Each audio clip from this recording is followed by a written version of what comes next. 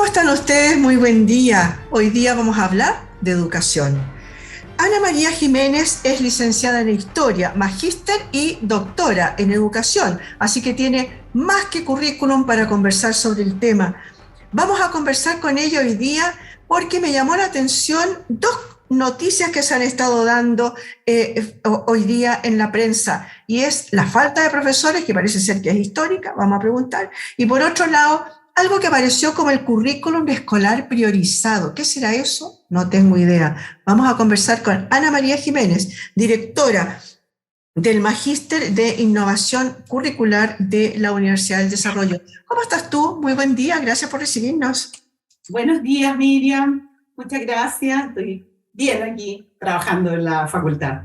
Qué bien, pues oiga, muy bien. Gracias por la invitación. No, por favor, por favor. Oye, a ver, entremos en materia, ¿te parece? El tema de la educación, que está hace mucho rato dando vuelta en este país, se habla mucho del tema, porque se habló de primero era por la educación gratuita, por la educación de calidad, aparecieron los colegios bicentenarios, aparecieron los colegios de excelencia académica. Aparecen un montón de estadísticas de repente, que el CIMSE sí, que el CIMSE no, no sé, ahí también hubo una pelotera, ¿no? En estos días, pero hay algo que parece ser que es histórico y que viene de siempre, que se ha tratado de mejorar y que no se ha logrado, parece ser, por lo último que yo vi sobre el tema de que faltan profesores y que para el 2025 va a ser una brutalidad de personas que van a faltar, de profesores que van a faltar. Cuéntanos un poquito qué es lo que está pasando ahí. Bueno, Miriam, efectivamente esto es ya un fenómeno que se viene transformando en histórico en la medida que entendemos la historia como periodos temporales acotados, ¿ya? Mira, un informe de PISA, ¿sí? La evaluación que hace la OCDE, para niños de 15 años, pero que está acompañado también con un cuestionario a profesores. Se pregunta ahí a los estudiantes qué grado de interés tendrían en estudiar una carrera pedagógica. Y el 2005, entre el 2005 y el 2015, disminuye notablemente la cantidad de estudiantes de esa edad que se manifiestan interesados en estudiar pedagogía. Esto en todos los países de la OCDE. Entonces esto nos da primero un marco de que no es un fenómeno solamente nacional, ¿ya? Sucede también en otros países. Deja de ser atractivo para los estudiantes, al menos en ese momento, estudiar pedagogía. Y esto, bueno, en ese mismo informe, en el informe posterior del 2018 de la OCDE, se hace un análisis de cuáles pueden ser las razones y, por lo tanto, cuáles serían las políticas efectivas para superar ese problema, ¿ya? Que proyectado, tal como tú decías, a unos años más, va a ser dramático, ¿ya? Porque es en educación media, en enseñanza media y también en enseñanza básica. Bueno, algunos factores que ahí se mencionan y que deberían ser objeto de política son, por ejemplo, los estudiantes que tienden ahora cada vez más a interesarse por estudiar pedagogía en todos estos países y mucho más en Chile, son estudiantes que correlacionan con bajos desempeños en matemáticas. Entonces eso ya nos da una idea de quiénes son los potenciales interesados. Y es preocupante porque no estamos atrayendo a la profesión a los estudiantes con mejores desempeños, ¿ya? Ahí solamente hay una correlación entre el rendimiento en matemáticas y ese interés, ¿sí? No sabemos qué causa, ¿sí? Existe, si es que uno causa lo otro. Pero ahí ya tenemos un primer dato del perfil de quienes están estudiando o que les interesa estudiar pedagogía. Luego hay otros elementos que siempre están pesando y que debieran ser abordados en una política para atraer más estudiantes a la pedagogía y tener más profesores, ¿ya? Y de mejor calidad. Lo primero es el acceso, ¿sí? Atraerlos al sistema y que estudien. viéndolo como estudiante, como una carrera de estudiante, en algún minuto hubo incentivos económicos, becas, ¿sí? Para los hijos de profesores, para los buenos resultados en las pruebas de admisión, etc. Pero hoy día con la gratuidad, el tipo de incentivos económicos aparecen muy poco relevantes, ¿ya? Porque efectivamente con gratuidad tú puedes estudiar en condiciones de beca, de no tener que hacerse cargo de los costos económicos, otras carreras. Y ahí empieza el problema, porque todas las otras carreras tienen licenciatura, se tienen que estudiar al menos 4 años. Pero cuando salen al campo laboral, al comienzo los ingresos de un profesor no son tan distintos de los otros profesionales. Sin embargo, al 4.º año, los otros profesionales ya se disparan en la diferencia respecto de un profesor. Es decir, la carrera de desarrollo profesional y los ingresos en un profesor son muy lentos. Puede llegar a tener esos mismos ingresos, ese mismo desarrollo profesional, después de 20 años de carrera, mientras que en otras profesiones se lo tiene a los 4 años. Entonces, deja de ser atractivo también como campo laboral. Otro factor es que la forma en que se ejerce la profesión es menos desafiante que otra profesión. Hay menos tomas de decisiones, ¿sí? Y por lo tanto el desarrollo profesional está es menos necesario. Yo puedo seguir haciendo mi trabajo sin tener que desarrollarme profesionalmente mucho. No tengo que estudiar tanto después, mientras que en otras profesiones se necesita estar permanentemente actualizándose y profundizando, lo cual la hace más desafiante desde el punto de vista de la formación, no solo del trabajo. Entonces, bueno, ahí hay elementos serios, ¿sí?, que hay que intervenir en estas políticas educativas. Eso significa pensar en políticas que se hagan cargo de atraer, de formar inicial y continuamente a los profesores, ¿sí?, y de retenerlos en el sistema. Porque luego tenemos un profesional que se formó 4 años, tiene una buena formación, amplia en muchos sentidos, competencias amplias, y que se puede desempeñar en otros ámbitos donde tiene mejores ingresos. Y esa fuga ha existido. No es solamente que tengamos menos personas que han estudiado pedagogía, sino que ocurre con los profesores de enseñanza media. Pueden tener trabajos alternativos mejor pagados. Entonces, es una intervención de nivel macro que afecta muchos aspectos de la política educativa, ¿no? Eso como inicialmente. Sí, a ver, tú me hablas básicamente de 3 factores. El acceso, de lograrlo a través de becas, se logró en algún momento de darle algunos incentivos para que estudiaran esto, pero tú me dices que no ha bajado con respecto de la cantidad de personas que estudia pedagogía, sino que más bien con las personas que se mantienen dentro de ese trabajo, ¿no? En ambas situaciones. Ya, porque migran hacia otros empleos mejores, mejor pagados. También menos. Los ingresos suben lentamente, ¿no? Claro. La cantidad de estudiantes, por un lado, ha disminuido a la mitad en estos últimos años. Ya. La estudiantes de pedagogía en las distintas universidades, en el total de las universidades chilenas. Oye, ahí hay una cosa que yo te quiero preguntar. En algún momento hubo un incentivo y era que no es que no se exigiera el puntaje, pero se bajó muchísimo. Había gente que entraba a estudiar pedagogía con 400 puntos, 450 puntos en la prueba de selección. ¿Tú crees que eso era adecuado? No, definitivamente no, porque los estándares de formación pedagógica no son posibles de lograr cuando no hay competencias mínimas que se evalúan en las pruebas de ingreso a la universidad. Entonces, por eso la ley establece, ya desde hace años, que el puntaje mínimo es 550 puntos. Entonces, eso hace también que haya disminuido tanto la matrícula, por lo que tú dices, porque mucha de esa matrícula se situaba por debajo de esa exigencia. Entonces, necesitas estudiantes con mejores puntajes, que son los mismos que tienen acceso a otras carreras, que luego, tal como señalas, van a tener una historia laboral de mayor proyección en ingresos, en desafíos, en eso. Oye, a ver, ahí yo quiero también preguntarte otra cosa. Tú me dices que el tercer punto que podría ser que ha desincentivado el hecho de ser profesor hoy día es que es una carrera que permite pocas tomas de decisiones y por lo tanto sería menos desafiante.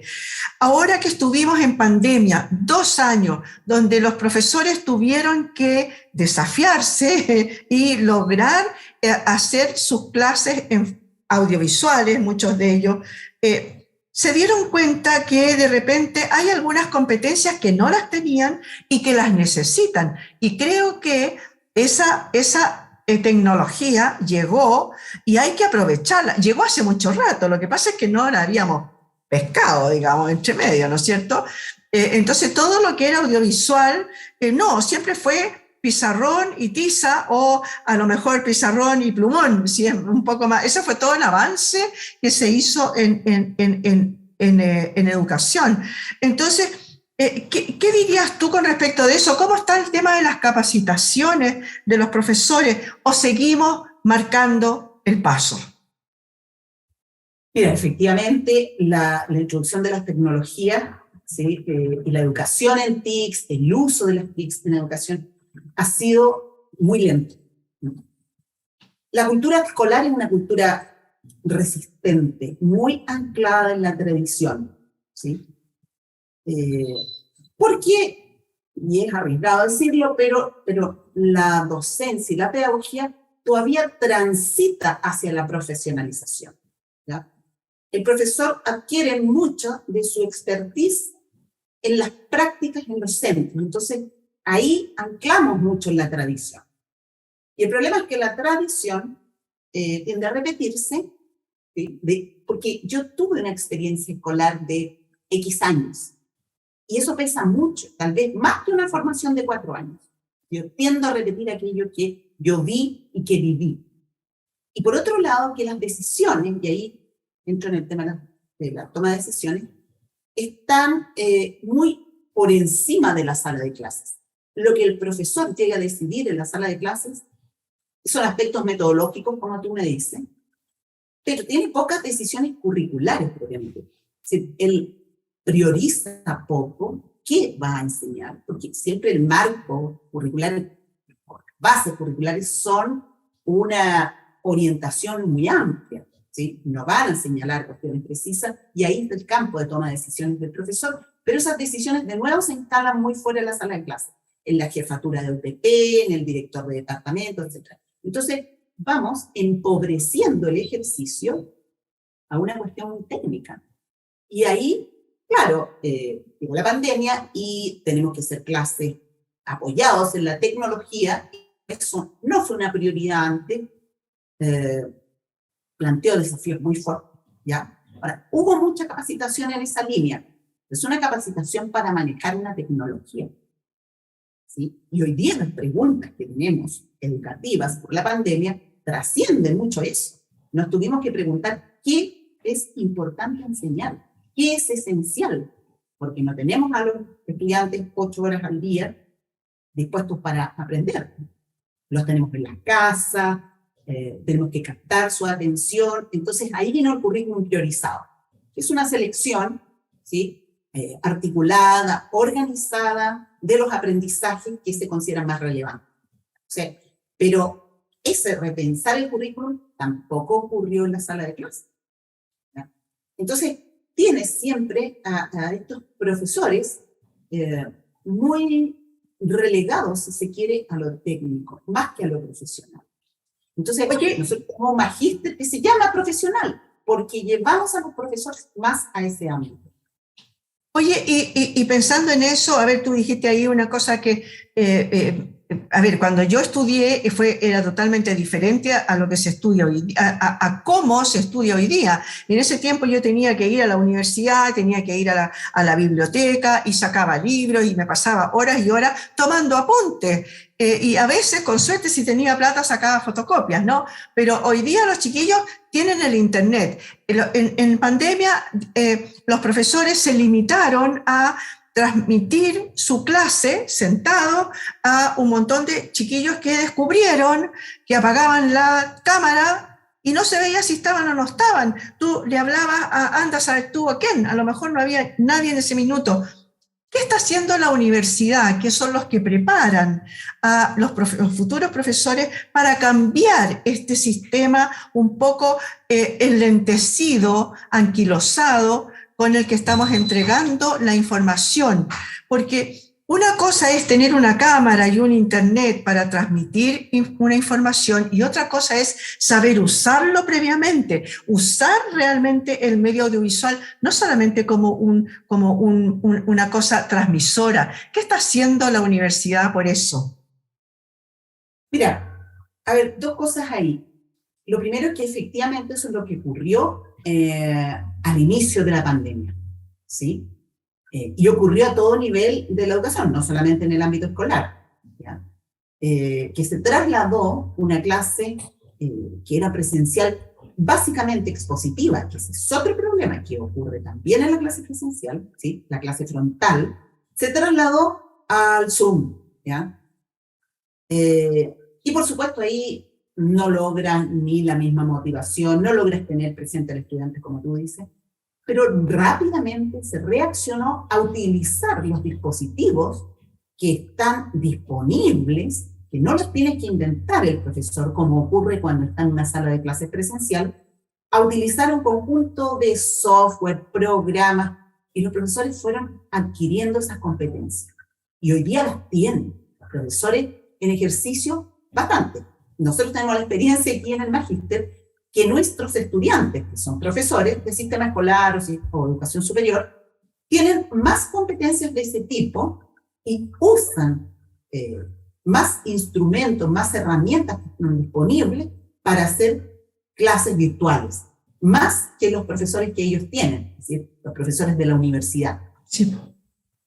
La otra debilidad, y eso es previo a la pandemia, pero que se agudizó con la pandemia, es que la enseñanza ya no puede estar focalizada en la entrega de información.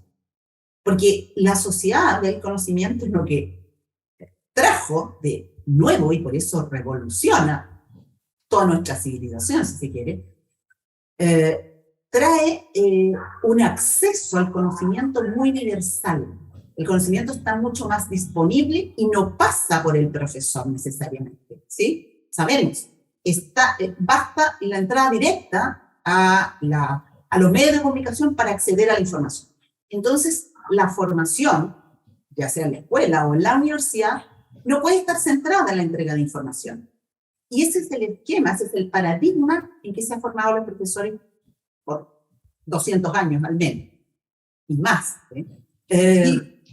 Entonces, ¿cómo enseñamos lo que nosotros llamamos las habilidades cognitivas, donde yo parto desde lo más básico, que es memorizar, comprender, hasta poder hacer una lectura crítica de lo que estoy encontrando de la información, hasta poder hacer juicios, sintetizar, evaluar aquello, seleccionar la información que yo necesito para un determinado fin, y eso ya no pasa por el contenido.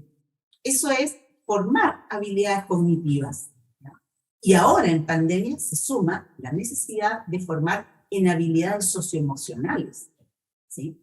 Que nos tuvieron muy complicados durante la pandemia y hoy día también. Sabemos los índices de salud mental, bueno, todo eso. Sí, pues tengo entendido, perdona.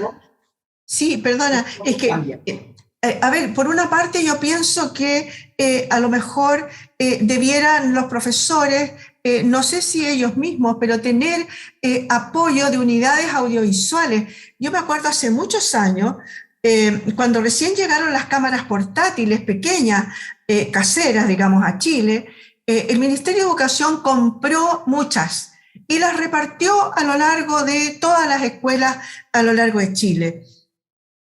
Llegaron, no sabían qué hacer con ellas, entonces, ¿qué hicieron? Grababan el cumpleaños del director, grababan cuando había algún acto cívico importante, las graduaciones, y se la pasaban, no sé, al portero para que grabara.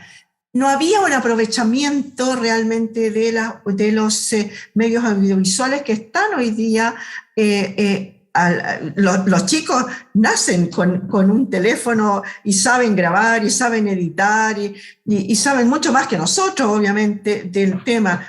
Por una parte eso, y por otro lado, ¿no han pensado que a lo mejor una fórmula podría ser que hubiera personas que fueran especialistas, digamos, en cada tema? Por ejemplo, tú eres profesora, tú eres licenciada en historia, que fueras tú de alguna manera al revés, que adquirieras los conocimientos pedagógicos para hacer clase que cualquier otra persona, cualquier profesional, me refiero, pudiera hacer clase a nivel de colegio.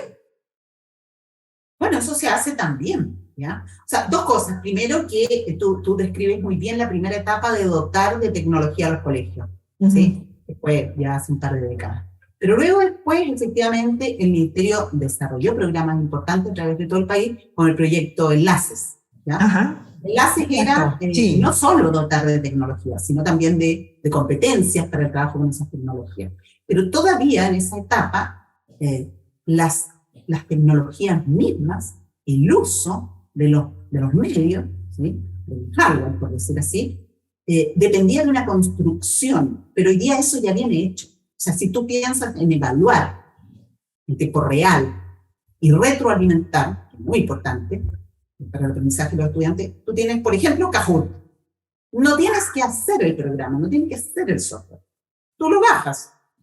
Claro. No tienes que inventar una metodología tecnológica para hacer muchos de los procesos, ¿ya? Entonces, eso es más bien acceso al software. Y son libres, la mayoría de ellos son libres, ¿no? O sea, es más fácil esa formación y los profesores en gran medida la adquirieron durante, yo diría, ya pasado la mitad de 2021, ¿ya? Ya tienen más competencias en eso, ¿sí? Conocen muchos programas, los propios colegios, la universidad, sus plataformas las depuraron, las perfeccionaron. Sin embargo, la falta de profesores se ha también, como tú dices, asumido y se ha tratado de paliar por otras vías, como lo que tú mencionas. Entonces, hay programas hoy día en las universidades que consisten precisamente en eso. Se llaman programas de formación pedagógica que son para profesionales, como el caso que tú mencionas, un licenciado en historia, un licenciado en química, en biología, un médico que no ejerce en esa profesión, un abogado, obtiene formación pedagógica y se gradúa como pedagogo en esa área. Y eso se hace en un lapso muy corto, en un año. Y hay distintas universidades que tienen esos programas, ¿sí? Y son bastante exitosos en el sentido de que reciben muchos estudiantes, ¿sí? Esa modalidad de formación sí ha tenido éxito. Sin embargo, esa modalidad de formación para la CNA, que es la Comisión Nacional de Acreditación, digamos, para la mirada experta, está siempre bajo la lupa, ¿sí? Porque podría sin riesgo, llegar a ser muy superficial, muy centrada en lo que trae el estudiante, que es el contenido. Y hoy día, como te decía, la enseñanza no puede estar centrada en el contenido. O sea, yo no puedo estar centrada en enseñar la historia. Yo tengo que enseñar a pensar las competencias necesarias para eso. ¿Qué estábamos diciendo? El análisis crítico de las fuentes, cómo accedo a la información, dónde están las bases de datos, etc. Oye, y en ese sentido, ¿no podría ser sesgado el tema? Por ejemplo, un profesor podría perfectamente bien sesgar la información o el cómo se va a entregar esa información y por lo tanto podría ser crítico en cuanto a, por ejemplo, la forma de entregar una cierta, no sé, realidad política, por ejemplo. Siempre ha sido así. Por eso el rol del profesor es tan importante. Y siempre va a ser así. Pero cuando tú te focalizas en desarrollar en el estudiante esas habilidades de pensamiento crítico, es distinto. Y ahí tienes dos elementos nuevos. que no es que yo como profesor ejerza esas habilidades y le transmita una visión solamente, que lo voy a hacer siempre, porque nadie puede mirar desde lo neutro, siempre miras desde un punto de vista, ¿sí? Donde estás ubicado, desde ahí ves. Pero eso es lo que se ha hecho siempre. No, lo que queremos es que el estudiante desarrolle esas habilidades, ¿sí? Y eso se enseña de una manera distinta que cuando yo estoy transmitiendo un contenido. Y ese es un cambio de paradigma, ¿no? Entonces, es formar esas habilidades. Y los currículum de hoy, de eso nos hablan.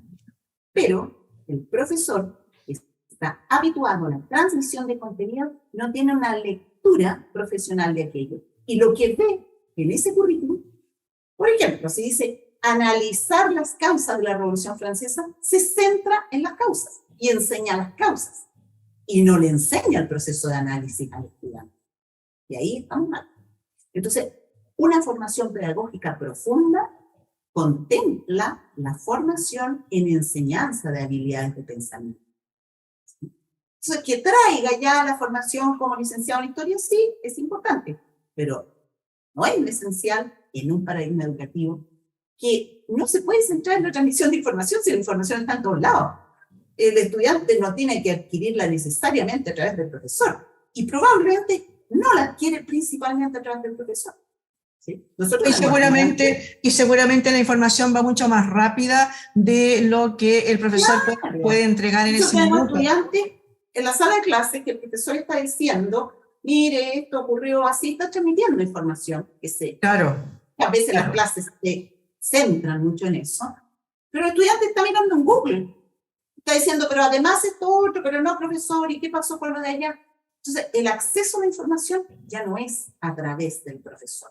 Ese paradigma se quiebra. Y exactamente. Lo que hay que enseñar es enseñar a pensar, pero el pensamiento complejo. ¿Sí? Porque sobre todo en una sociedad que nos inunda de información y de distintas interpretaciones, como tú dices, que ya no es solo la del profesor. Bueno, ¿con qué me quedo? ¿Cómo construyo mi propio pensamiento? ¿Cómo me transformo en un ser pensante, en un ciudadano? Eso es lo que tenemos que enseñar. De ahí entonces se deriva además la obligación que tienen los papás de elegir el tipo de enseñanza que quieren, de seleccionar el tipo de colegio, por ejemplo, o por la entrega exactamente de esa forma de pensar, ¿no? Muchas veces la gente dice, no, entró en el colegio así o en el colegio aquí en la esquina, me queda al ladito, pero a lo mejor no saben el tipo de... Por eso los colegios tienen, y es obligación, que construir, que difundir, que presentar el proyecto educativo institucional. Exactamente, pero mucha gente no lo sabe.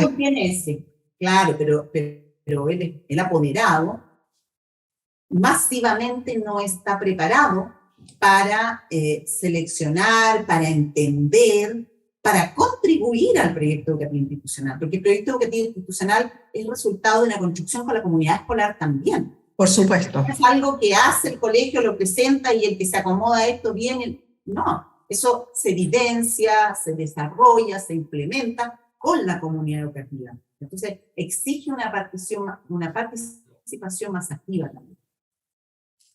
Sí, pues, oye, no, obviamente el proyecto educativo es lo más importante para que un apoderado, un papá que va a seleccionar dónde poder entrar a sus hijos, desgraciadamente hoy día en algunos casos en la educación pública, por ejemplo, eso no es posible, es vía una tómbola. Anita María, te tengo que dejar porque se nos acaba el tiempo. Desgraciadamente no alcanzamos a hablar del segundo tema que yo quería también haber preguntado sobre qué era este currículum escolar priorizado del que se está hablando ahora y que el Ministerio de Educación hace muy poquito ha hablado de que habría que mantenerlo, pero yo creo que te voy a tener que pedir en otra ocasión que conversemos del tema porque se nos acabó. Por supuesto, cuando tú quieras, ha sido muy agradable esta conversación sobre los temas que, bueno, me apasionan, nos apasionan acá en la facultad. Tenemos toda la disposición para conversar contigo y a través de ti con toda la comunidad. Muchas gracias. Le damos las gracias a Ana María Jiménez. Ella es licenciada en Historia, magíster y doctora en Educación y es directora del magíster en Innovación Curricular y de la Universidad del Desarrollo. Muchas gracias por haber estado hoy día con nosotros. Vamos a seguir conversando de estos temas de educación, porque además está muy de moda, ¿no es cierto?, esto del proyecto educativo. ¿Qué va a pasar con la enseñanza pública? ¿Qué va a pasar con los públicos, con los particulares subvencionados, etcétera? Hay un montón de temas de educación que tendríamos que hablar. Así que muchas gracias por haber estado hoy día en este punto de encuentro. Muchas gracias por la invitación, Miriam. Gracias a ti. Gracias a ti, que estés muy bien.